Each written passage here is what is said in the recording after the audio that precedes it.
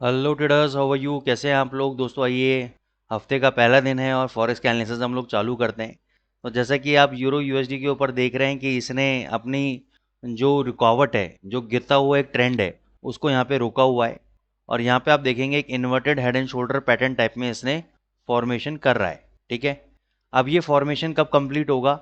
ये फॉर्मेशन तब कंप्लीट होगा जब ये आपका 1.0955 के ऊपर अगर ये क्लोजिंग दे देता है। 2 आवर्स का कोई भी कैंडल, 2 आवर्स का कोई भी कैंडल अगर 1.0955 के ऊपर क्लोज दे देता है और इस कैंडल का जो भी हाई होगा उसके हाई के ऊपर हमें बाय का ट्रेड लेना है।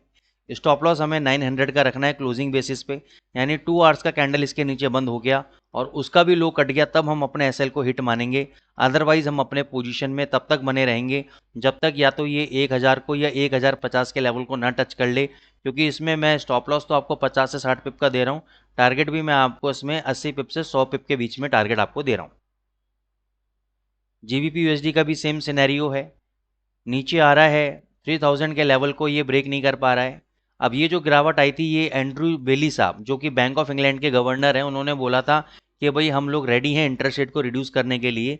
लेकिन इस वेनेसडे को आपको जो सीपीआई डेटा आएगा, इन्फ्लेशन का डेटा आएगा, अगर वो कहीं ना कहीं इंक्रीज होके आता है तो जीबीपी आपका नीचे नहीं गिरेगा बल्कि ऊपर चला जाएगा। तो दो तरीके से आप ट्रेड ले सकते हैं कि एक रिस्क तो आप अभी ले लें, 3066 चल रहा है यहाँ पे, बाय ट्रेड लें। 300 का स्टॉप लॉस, 3000 का स्टॉप लॉस, 1.300 का स्टॉप लॉस लें और टारगेट अपना 3150 तक के आप अपने टारगेट्स को रखें। तो एक बहुत बढ़िया रिस्क रिवॉर्ड रेशियो स्ट्रेटेजी हो सकती है, यहाँ पे आप बाय ट्रेड कर सकते हैं, क्योंकि इस सपोर्ट जोन के अंदर ये बार बार बड़ी बड़ी विक्स बना रहा है और नीचे जाने का भी नाम नहीं ले रहा है। दूसरा जो डॉलर इंडेक्स है, वो भी कहीं ना कहीं उसने गैप अप ओपन खुला है और गैप अप ओपन करके नीचे आ रहा है।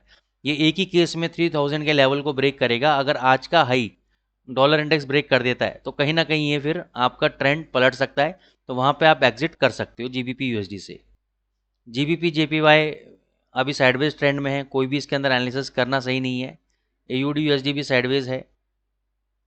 यूएसडी कैड आपका कंटिन्यूसली ऊपर जा रहा है। अब यहाँ पे आपको जो पोजीशन बनानी है मैं आपको बता देता हूँ डेली चार्ट पे। देखो, पहला तो ये है इसकी टाइम साइकिल को समझो। 1 2 3 4 5 6 7 8 8 दिन कंटिन्यूस हो गया है। ये वाला जो कैंडल है आज मंडे का कैंडल है जो बन रहा है अभी, तो 8 कैंडल कंटिन्यूस इसने एक सिंगल साइड रैली दी है। और साइकिल एनालिसिस बोलती है कि या तो 3 दिन बाद रिवर्सल आता है, या 5 दिन बाद रिवर्सल आता है, या 8 दिन बाद। इसका मतलब क्या हुआ कि या तो जब बाजार 3 दिन अप ट्रेंड में चलेगा तो चौथे दिन बेरिश कैंडल बनेगा, या अगर चौथे दिन नहीं बना तो छठे दिन बनेगा, यानी 5 दिन तक फिर वो कंटिन्यूस करेगा ट्रेंड को। और 6 डे भी नहीं बना तो 8 दिन तक वो कंटिन्यूस करेगा ट्रेंड को, 9वें दिन वो गिरना चाहिए। तो अब ये कहीं ना कहीं आपके नियर बाय एक रेजिस्टेंस लेवल पे आ चुका है। तो मेरे हिसाब से तो यहाँ पे आपको एक शॉर्ट पोजीशन क्रिएट करनी चाहिए। ऊपर अगर जाता है तो और 3840 के आसपास शॉर्ट पोजीशन में ऐड करना चाहिए। स्टॉप लॉस 3950 का ऐसे लेना चाहिए और नीचे टारगेट आपको 3620 तक के आपको टारगेट लेनी चाहिए। पोजीशनल ट्रेड है तो उसके हिसाब से आप यहाँ पे पोजीशन मार्केट में बनाइएगा। यूएसडी सीएचएफ अपनी बढ़त को बरकरार रखे हुए है। ठीक है, एक बहुत बढ़िया रेंज के बाद इसने ब्रेकआउट दिया है, लेकिन जहां ब्रेकआउट दिया वहीं पे रेजिस्टेंस लिया है इसने।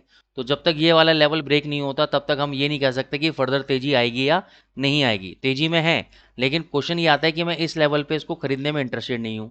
या तो ये नीचे 8480 आ जाए, 8440 आ जाए, इन लेवल्स पे तो मैं फिर भी बायर हूँ, इन लेवल्स पे मैं बायर नहीं हूँ।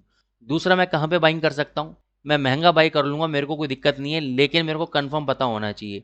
अगर ये 8600 के ऊपर क्लोजिंग दे देता है आज, 8600 के ऊपर अगर ये बंद हो जाता है तो मैं बाय कर लूँगा।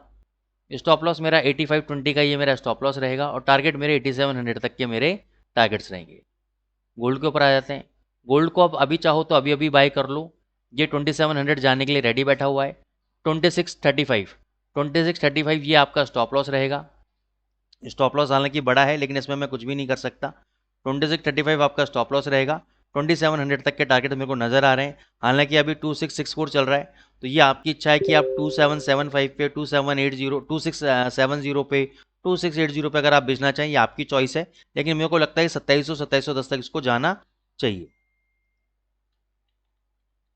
यूएसडी जेपीवाई पे आ जाते हैं हम लोग।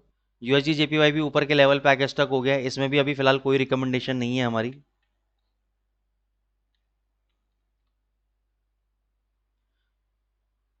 हमने यहाँ पे एक शॉर्ट पोजीशन शायद दी थी 63,000 के आसपास, जिसका पिछले जो ये स्टॉप लॉस था हमारा, इसको टच करके ये यहाँ पे टच करा है।